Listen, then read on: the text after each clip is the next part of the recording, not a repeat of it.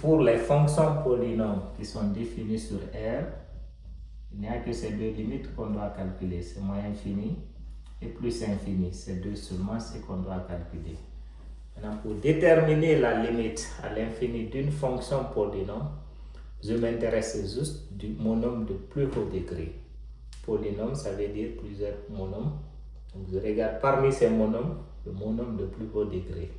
Celui qui a le plus haut degré, je prends celui-ci uniquement.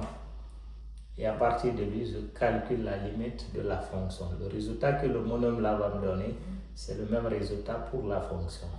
Maintenant, si je sors de ce cadre, je prends toute la fonction, s'il y a une forme indéterminée, c'est moi qui l'ai créée en ce moment. Parce que la règle veut juste qu'on utilise le monôme de plus haut degré.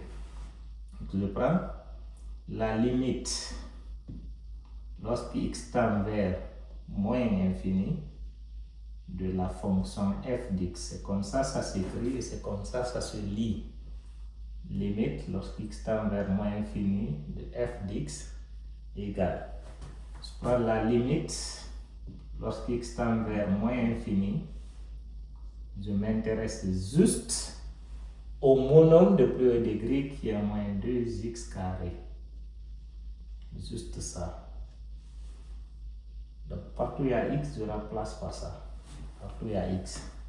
Ce qui est égal à moins 2 multiplié par moins infini au carré.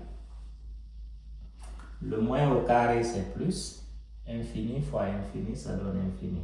Donc c'est égal à moins 2 fois moins au carré plus infini au carré, ça fait infini. Le moins fois le plus, ça fait moins 2 fois infini, ça donne infini. Donc la limite, lorsqu'x tend vers moins infini de la fonction f d'x est égale à moins infini. Là, c'est calculé. La deuxième borne, c'est plus infini. Je fais pareil, la limite, lorsqu'x tend vers plus infini de f d'x égale, encore, je suis à l'infini, je prends juste le monôme de plus haut degré. Donc c'est la limite, lorsqu'x tend vers plus infini de moins 2x au carré. X, je le remplace par plus infini, moins 2 facteurs de plus infini au carré,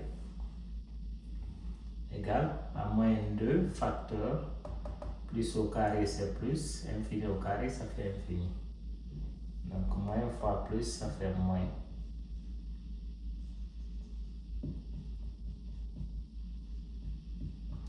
Donc la limite lorsqu'x tend vers plus infini f d'x égale à moins infini. Étant donné que les deux donnent le même résultat, si je le connaissais au préalable, je pouvais calculer les deux en même temps en disant que la limite, lorsqu'x tend vers plus ou moins infini de la fonction f d'x me donne moins infini. C'est si ça donne le même résultat.